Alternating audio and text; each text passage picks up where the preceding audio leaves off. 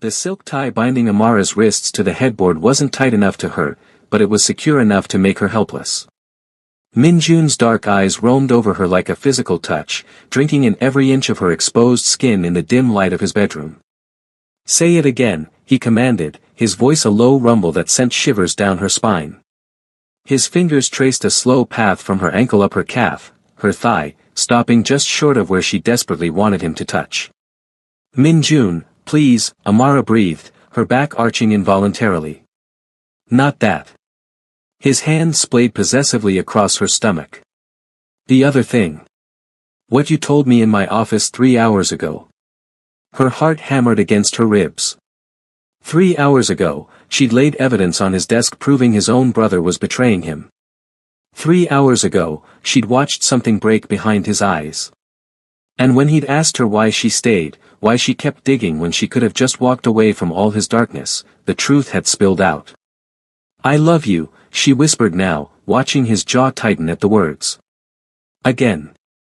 He lowered himself over her, his body caging hers, his lips hovering just above her mouth. "I need to hear it again. I need something real tonight, Amara. Something that isn't about betrayal and blood." "I love you," she said stronger this time, her eyes locked on his. "I love you, Kang Minjun. Every dangerous, broken, beautiful part of you."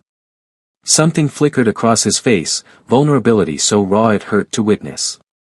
"You shouldn't. You should run from me. I know. But I won't. You don't know what I'm capable of. What I'm going to have to do to my own brother. I know exactly who you are."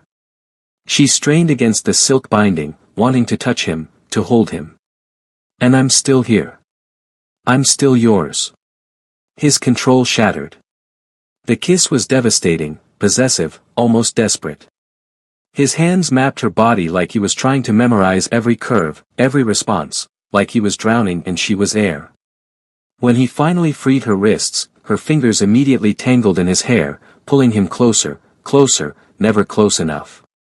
"Promise me," he said against her throat, his breath hot on her skin.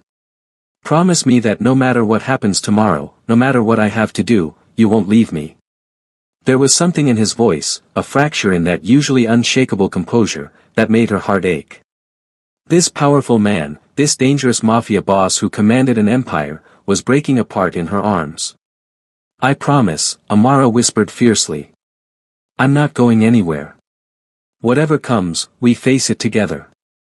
Minjun pulled back to look at her, his thumb tracing her lower lip with devastating gentleness. "You walked into my world 3 months ago, and you've completely destroyed me, do you know that? You've made me want things I swore I'd never want again. Hope. Trust. Love. Is that so terrible?" His smile was equal parts tender and tragic. "It is when I might lose it all tomorrow. When my own blood has betrayed me. When the only person I can trust is a woman I've known for 90 days but would burn the entire city down for." She cupped his face in her hands, forcing him to hold her gaze. "Then don't think about tomorrow. Be here with me now. Love me now. Let me be your safe place, just for tonight." "Just for tonight," he echoed, but they both knew it was a lie. This wasn't just for tonight. This was forever, dangerous and complicated and absolutely inevitable. As he finally gave them both what they desperately needed, as their bodies moved together in perfect rhythm, as he whispered her name like a prayer in Korean and English and languages beyond words, Amara realized she was falling into something she couldn't escape. But watching the way Minjun looked at her, like she was the only light in his dark world, like she was everything, she knew he was falling just as hard, just as helplessly. And tomorrow, when they confronted his brother's betrayal, when everything threatened to fall apart, this moment would be what they held on to. This love, fierce and forbidden and absolutely real. Before we dive into how we got to this intense moment, how a Nigerian graduate student ended up in the bed and the heart of Seoul's most dangerous man, I want to wish every single one of you a beautiful holiday season. Whether you're spending it with loved ones or you're treating yourself to some alone time with stories like this, you deserve all the love and warmth this season brings. Since you are here already, do me a favor by clicking that subscribe button and turn on notifications as new videos drop daily. Your love and support means the world to me. Now, let's get into Amara and Minjun's story from the beginning, and trust me, it's a wild ride. 3 months earlier, Amara had walked into Kong Enterprises with nothing but her credentials and desperation. Her student visa was expiring, her funds were depleted, and the legitimate finance positions she'd applied for had all gone silent after the initial interviews. She knew why. Despite her Oxford education and her flawless Korean, corporate soul wasn't ready for someone who looked like her in their upper management. The job posting for Minjun's executive assistant had been vague, the pay suspiciously high, the requirements oddly specific, fluency in Korean, English, and at least one African language. Expertise in international finance and money laundering detection. Willingness to work unconventional hours. Discretion guaranteed, no questions asked. She should have known then what kind of organization this really was. The interview had lasted exactly 4 minutes. Minjun had looked up from her resume once, his expression unreadable. Why are you in Korea, Miss Okafor? I came for graduate school. I stayed because I fell in love with Seoul. With Seoul, or with running away from Lagos? Her spine had stiffened. How did you? I know everything about everyone who enters my building. He'd stood then, walking around his desk with predatory grace. Your father's company collapsed. Corruption charges. He's in prison. Your family lost everything. You can't go home because there's nothing to go home to, and staying here illegally isn't an option you're willing to consider because you actually have morals, which is fascinating given where you're interviewing. Amara had lifted her chin, refusing to be intimidated. If you know all that, then you know I'm good at finding financial discrepancies. I'm excellent at building clean paper trails over dirty money. And I have absolutely nothing to lose, which makes me either very valuable or very dangerous to a man like you. Minjun had smiled then, genuinely smiled, and it had transformed his entire face. You're hired. Start Monday. And Miss Okafor? In my world, the most valuable assets are always the most dangerous ones. That was how it started. 3 months of late nights, coded transactions, meetings with men whose eyes were as cold as their handshakes.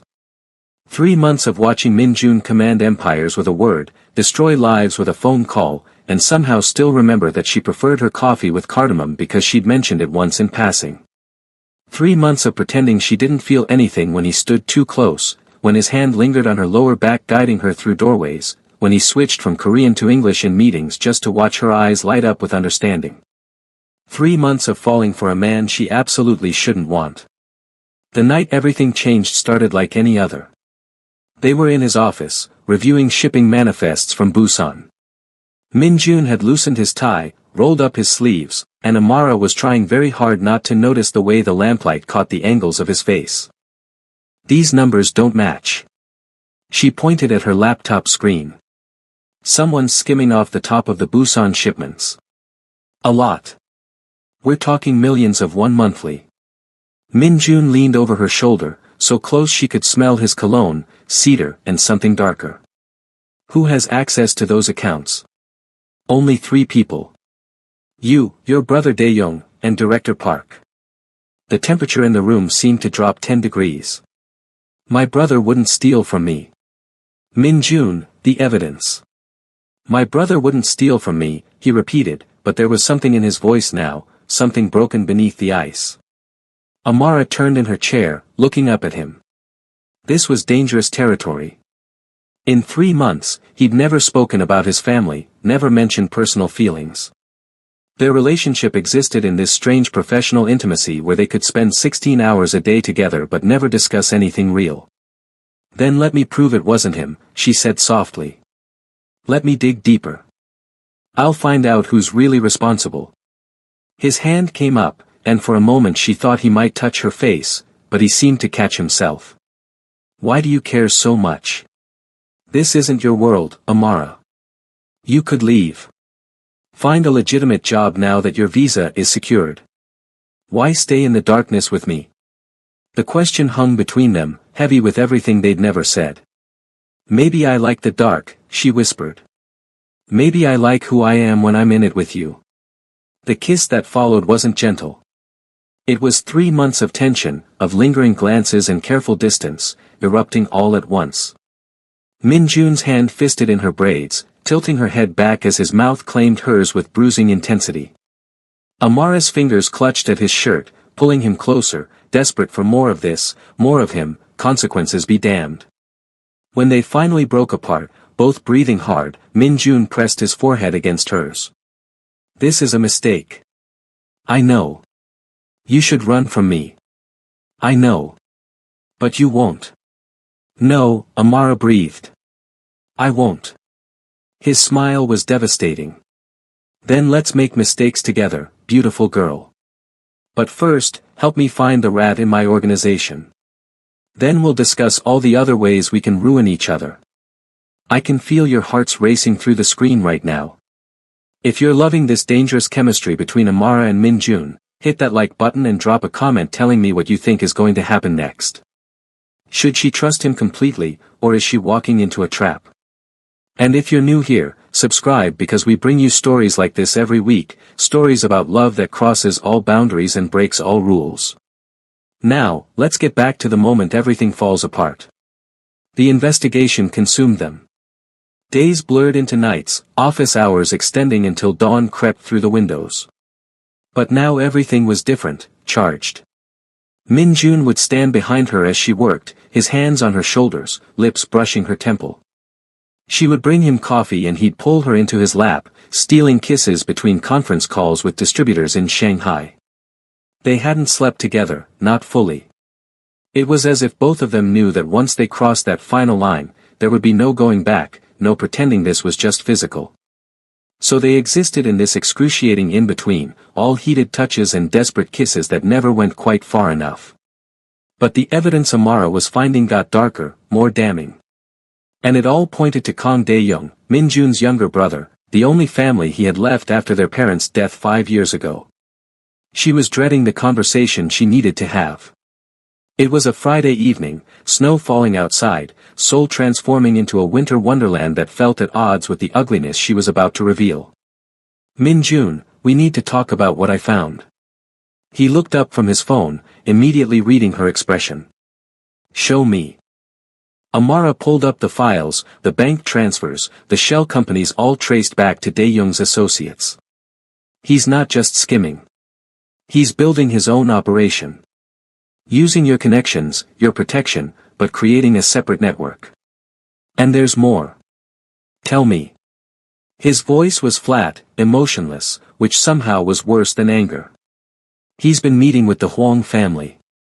Min Jun's glass shattered against the floor. The Huang family were their rivals, the organization that had killed their parents, that had waged war against the Kangs for 3 generations. He wouldn't, Min Jun said, but he sounded hollow. Not with them. Not after what they did to our mother. Amara moved to stand in front of him, taking his face in her hands. I'm so sorry. I wish I was wrong. I double-checked everything. I triple-checked. I even ran it by an outside source to make sure my feelings for you weren't clouding my judgment. Something flickered in his eyes. Your feelings for me? Min Jun, she hesitated. They'd kissed, touched, spent nearly every waking moment together, but neither had spoken the words, made it real. He stood abruptly, pulling her against him, one hand spanning her waist, the other cupping the back of her head. Say it, Amara. I need to hear something real right now. Something that isn't about betrayal and blood. I love you, she whispered against his chest. I know it's crazy and fast and probably the most dangerous thing I've ever felt, but I love you, Min Jun. I love your brilliance and your brutality. I love how you remember small things about me. I love how you code switch languages when you're tired. I love all of it, all of you, even the parts one probably shouldn't. His grip tightened. I've killed people, Amara. I've done terrible things. I know. I'll probably do more terrible things. I'm going to have to confront my brother. That confrontation might end in blood. I know. He pulled back to look at her, his eyes searching hers. And you still love me? I'm not naive about who you are. I love you knowing exactly what you're capable of. Does that make me broken too? It makes you mine, Min-jun said fiercely. It makes you absolutely mine, and God help anyone who tries to take you from me. The kiss was different this time, slower, deeper, a promise and a claim all at once. When he lifted her onto his desk, scattering the incriminating papers about his brother, when his hands slid up her thighs, when she wrapped her legs around him and felt him hard against her, it felt like falling and flying simultaneously. Not here, he murmured against her throat. Not like this. When I have you properly, completely, it won't be surrounded by evidence of my family's betrayal. It'll be in my bed, with all night to worship every inch of you the way you deserve. Amara shivered at the promise in his words. So what happens now? Min-jun's expression hardened, the lover disappearing behind the Mafia boss. Now I invite my brother to dinner and give him a chance to explain himself before I decide whether he lives or dies. The family dinner was set for the following Tuesday at Min-jun's private residence, a stunning Hanok-style house in Bukshan that somehow managed to feel both traditional and modern. Amara wasn't supposed to attend, it was family business, but Min-jun had insisted. You stay by my side, he told her. Always now. I trust you more than my own blood, which should terrify me, but somehow it doesn't. Dae-young arrived exactly on time, all easy smiles and expensive streetwear, looking nothing like a man plotting against his own brother.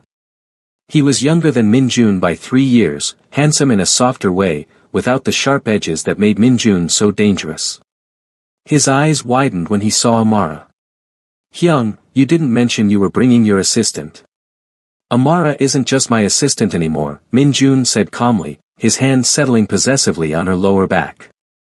She's under my personal protection now. Anything you say to me, you can say in front of her. Something flickered across Dae-young's face, too quick to read. Personal protection. That's quite the promotion. Congratulations, Amara SSI. They sat for dinner, an elaborate spread that none of them really touched. The tension was suffocating.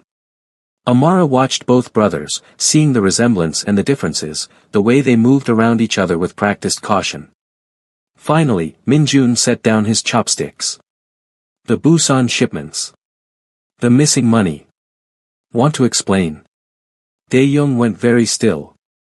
Hyung, I don't know what. Don't insult me by lying. Min-jun's voice was soft, deadly.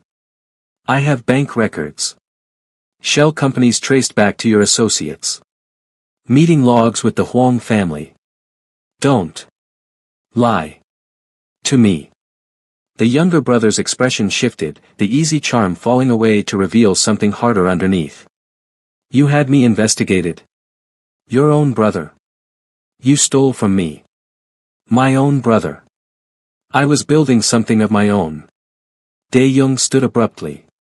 Do you know what it's like living in your shadow? You're the brilliant one, the ruthless one, the one father chose to lead. I'm just the spare, the younger son nobody takes seriously. Min-jun remained seated, but Amara could feel the violence coiled in him. So you went to the people who murdered our parents? That's how you prove yourself? The Huangs want peace. A merger of families. They approached me because they knew you'd never listen, you're too consumed with revenge. But together, Hyung, we could control all of Seoul, both organizations united. Through your leadership, I assume. Min-jun's laugh was bitter. And what happens to me in this grand vision? Early retirement? Or just early death? Dae-young's silence was answer enough. The room exploded into motion. Min-jun lunged across the table, and suddenly both brothers were grappling, years of resentment and love and betrayal playing out in violence. Amara screamed as they crashed into furniture, as she saw the glint of a knife in Dae-young's hand. She didn't think. She grabbed the nearest object, a heavy celadone vase, and brought it down on Dae-young's shoulder. It wasn't enough to seriously hurt him, but it broke his concentration, gave Min-jun the opening he needed to disarm his brother and pin him to the floor. You defend him. Dae-young spat at Amara, blood trickling from his lip. You've known him for months. I've known him my whole life. I'm his blood. And you betrayed that blood, Amara said, her voice shaking but firm. He loved you. He would have given you anything. Anything except his throne, Dae-young sneered. Min-jun pressed the knife to his brother's throat, and for a terrible moment, Amara thought he would do it, would end it right there. But his hand was trembling, and she realized with a sharp ache that beneath all his power and brutality, Min-jun was just a man watching his last family member betray him. She knelt beside them, her hand covering Min-jun's, the one holding the knife. Don't. Please. Not like this. You'll never forgive yourself. He deserves it, Min-jun said, but his voice cracked. Maybe. But you deserve better than carrying this guilt. There are other ways to handle this. Min-jun's eyes met hers, and in them she saw anguish so deep it hurt to witness. Slowly, he pulled the knife away, though he didn't release his brother. You're exiled, he said flatly. Out of Seoul. Out of Korea. I'll give you enough money to start over somewhere far from here, but if I ever see you again, if you ever contact me, if you ever even think about coming back, I will kill you. Family or not, I will end you. Do you understand? Dae-young's laugh was hollow. So merciful, Hyung. I'm sure she's very impressed with your restraint. Don't speak about her, Min-jun snarled. Don't even look at her. She's the only reason you're still breathing. After Dae-young was escorted out by Min-jun's men, with instructions to put him on a plane to somewhere distant by morning, the house fell silent. Amara found Min-jun standing at the window overlooking his garden, snow falling softly outside, his shoulders rigid with tension. You should leave me too, he said without turning around. Everyone I love either dies or betrays me. You should run while you still can. Amara walked to him, wrapping her arms around him from behind, pressing her cheek against his back. I'm not running. I'm not betraying you. I'm staying right here. Why? His voice was raw. Why would you choose this life, choose me? Because when I'm with you, I feel alive for the first time since my world fell apart. Because you see all of me, the broken parts and the strong parts, and you want me anyway. Because I know you, Min-jun. I know you're ruthless and dangerous, but I also know you remember I like cardamom in my coffee. I know you code switch when you're tired. I know you just spared your brother's life because somewhere under all that armor, you still have a heart. And I want that heart. I want all of you. He turned in her arms, and she was shocked to see tears on his face, this man she'd only ever seen in control, breaking open before her. I love you, he whispered. I didn't think I could anymore, didn't think I had that capacity left. But I love you, Amara. Terribly. Completely. Dangerously. She kissed the tears from his cheeks, tasting salt and sorrow. Then love me. Right now. No more waiting. I want you, all of you, tonight. Min-jun lifted her into his arms, carrying her through his house to his bedroom, a space she'd never entered before. It was surprisingly simple, all clean lines and soft colors, less austere than she'd expected. He set her down gently on his bed, and the way he looked at her, like she was something precious and holy and utterly his, made her breath catch. If we do this, he said, kneeling before her, his hands on her thighs, there's no going back. You'll be mine completely. In my world, that's not just words. That's a binding. That's forever. People will know you're under my protection, that you're mine, and that makes you both untouchable and a target. Amara cupped his face in her hands. Then we'll face it together. Make me yours, Min-jun. I'm choosing this. I'm choosing you. What happened next was tender and fierce, a claiming and a surrender from both of them. His hands mapping every curve of her body with reverent intensity, her nails scoring down his back as he whispered her name like a prayer in Korean, in English, in languages beyond words. When he finally moved inside her, their eyes locked, and Amara felt something click into place in her soul, like she'd found a home in this dangerous man.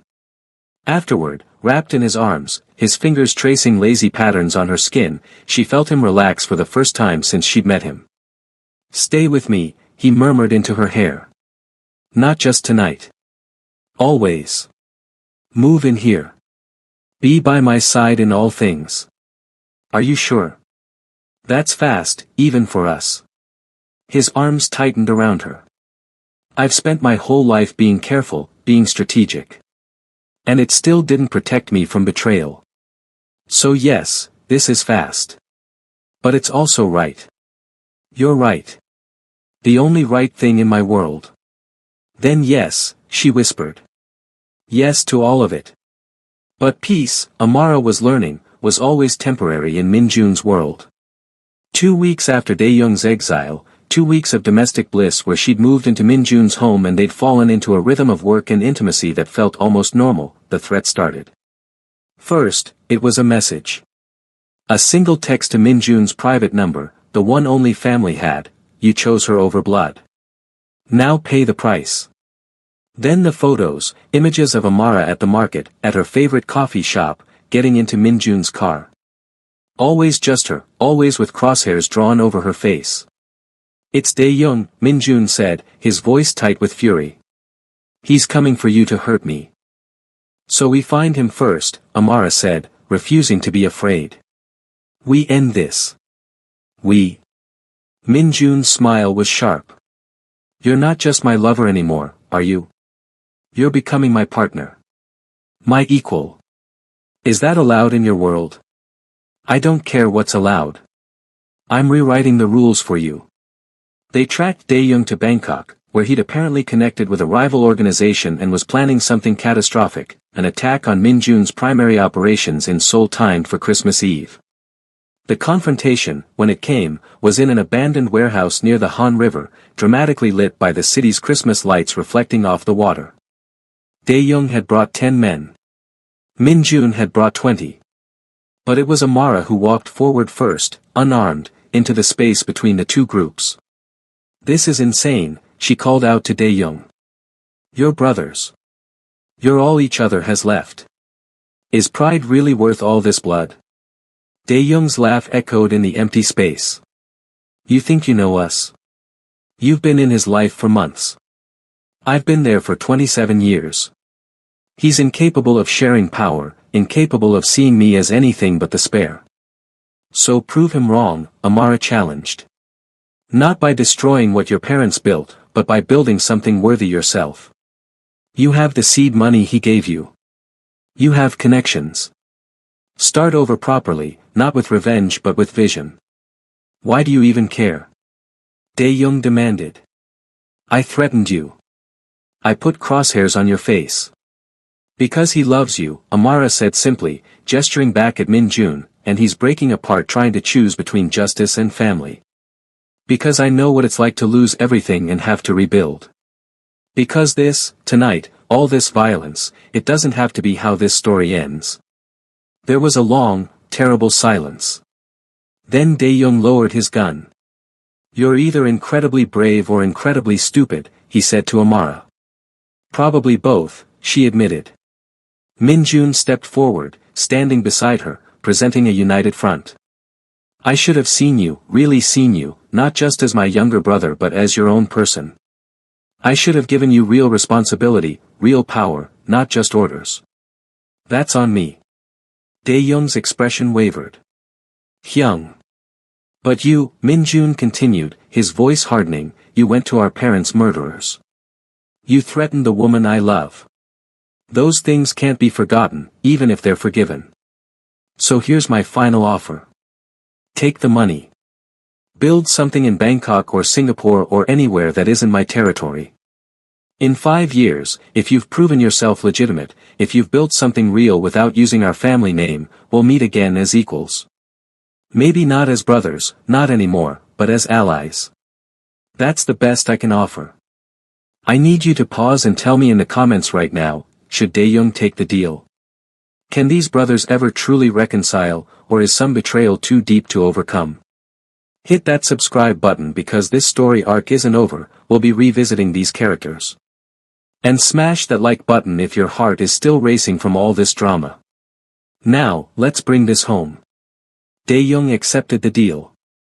It wasn't a happy ending, not really, but it was an ending without more bloodshed, which in their world counted as a miracle. Christmas Eve found Amara and Min Jun in his penthouse office, the city spread out below them in a carpet of lights, the whole of Seoul celebrating while they finished the last of the paperwork closing out Dae-young's accounts. You know, Min Jun said, pulling her into his lap, 6 months ago I was alone. Powerful but alone. And now I have you. Somehow you walked into my world and made me want to be better, not just stronger. Amara laced her fingers through his. You make me braver. Before you, I was just surviving. Now I'm living. Dangerously, he pointed out with a smile. The best kind of living, she agreed. He reached into his desk drawer, pulling out a small box. Inside was a ring, a stunning black diamond surrounded by smaller white ones, unique and unexpected and absolutely perfect. In my world, he said softly, this is a promise. A binding. Marry me, Amara. Not because it's conventional or safe, but because I can't imagine my future without you in it. Because you're my conscience and my courage. Because I want to build something with you that isn't about territory or power, but about us. Amara's vision blurred with tears. You're supposed to be this ruthless mafia boss. You're not supposed to be this romantic. Only for you, he promised. Only ever for you. So what do you say?